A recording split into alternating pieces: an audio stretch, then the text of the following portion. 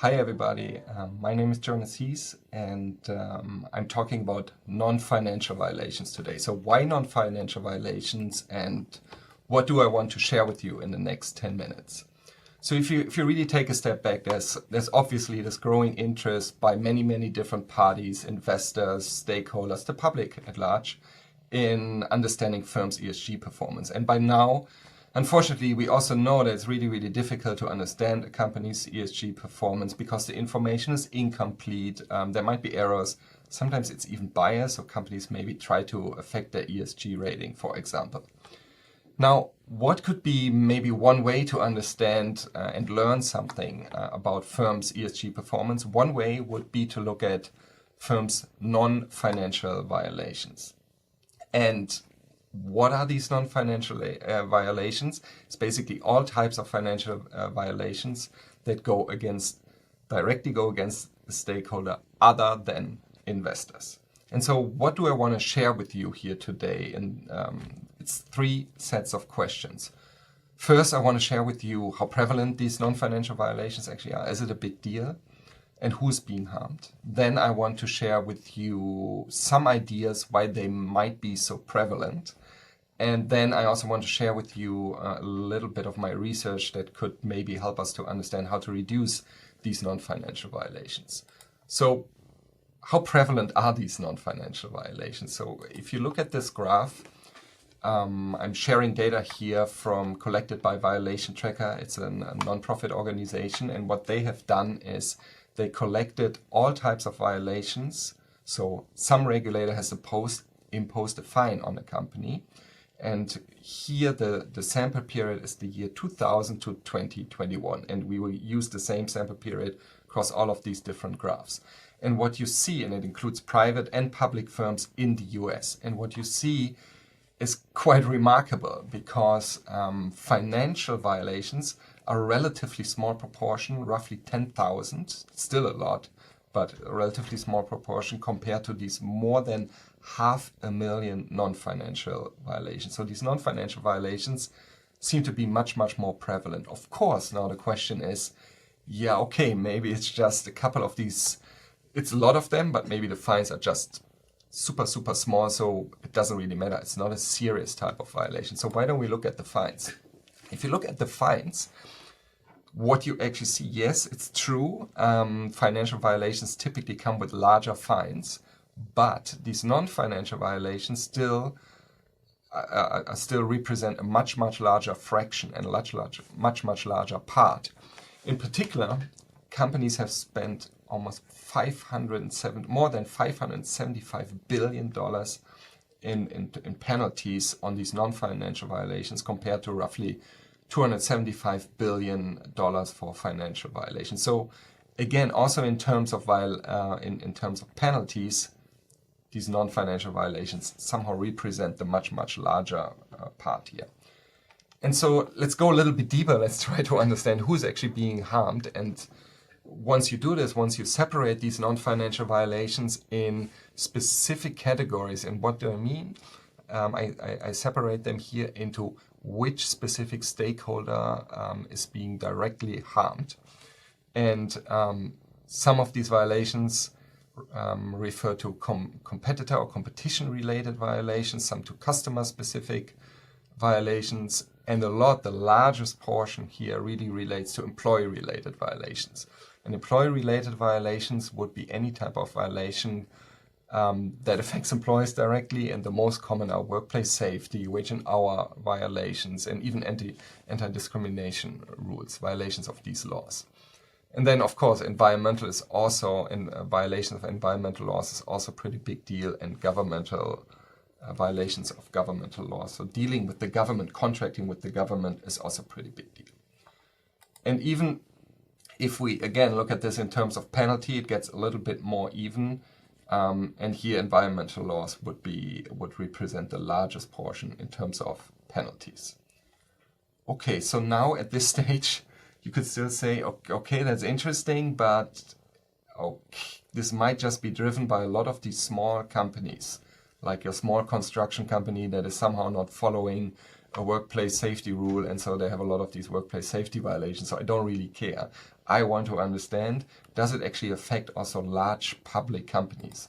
And so let's take a look. And if you take a look at just at the S&P 500 companies, what is interesting to see is that 80% of these S&P 500 companies had at least one non-financial violations since 2000.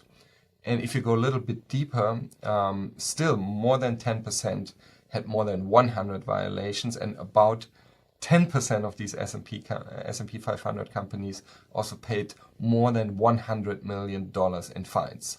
So it is there, it's an important kind of thing that also affects large companies. Cool. Second part then. So what could be the reason that they are so prevalent? One of the reasons could simply be, if you think about Becker's model of crime, you engage in more crime if you have more net benefits, and net benefits are there if the costs of the crime are low.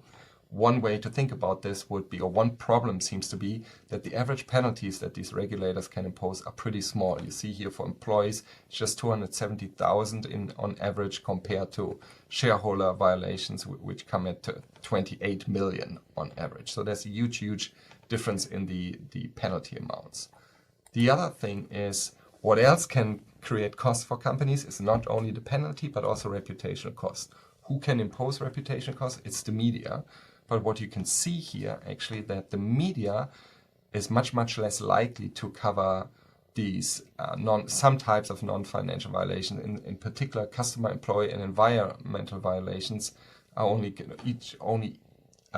every third violation is covered by the media, and that compares to roughly every second violation being covered for shareholder violations and government-related violations. So you see there's also a big difference. One other thing is, and that links back to the ESG debate that we had at the beginning, it seems that these non-financial violations have a low or sometimes even positive correlation with some of the most common existing ESG ratings here. And so one potential conclusion here could simply be, overall, these non-financial violations might not be particularly costly for companies to engage in. So the final part, how can we actually reduce non-financial violation? And I think we have to think about regulators and firms separately. For regulators, the problem seems to be we have limited resources, and we can only impose small fines. So what can we do? We already know, I have done some research on that myself, that using alternative information sources, relying, for example, on the press for tips, relying on whistleblowers, relying on social media. Social media seems to be pretty powerful in detecting non-financial violations. That can help companies. And what we also need to do is we need to think through, can we as regulators maybe better disseminate the information and therefore create higher reputational costs for companies to engage in this. Now for companies, it's kind of the same situation. Companies want to understand where the problem is, but they have these far-flung operations, and so it's really difficult for them to understand what they can do. Of course, they can do in-person visits, they can go and use advanced information technology. All of that is very costly. Overall, the problem that we really have as academics here is, it is a big problem, but we still really don't know that much about how we can actually reduce these specific types of violations. I think there are a lot of interesting open questions. Some of them I've put up here. In particular, I think we need to go deeper and think about these specific types of categories, the specific violation categories, and think more deeply how we can actually reduce them and detect them. And I think accounting researchers are particularly well equipped to study this, because on the one hand we have this long tradition in studying financial violations, so maybe we can use some of that knowledge. We also have a long tradition in studying corporate governance and regulators, and we also have a long tradition in management accounting to think through what are the right management control systems or risk management practices that we can use to detect and avoid these types of problems. And so I just want to leave you with this last picture here for all the academics in the audience.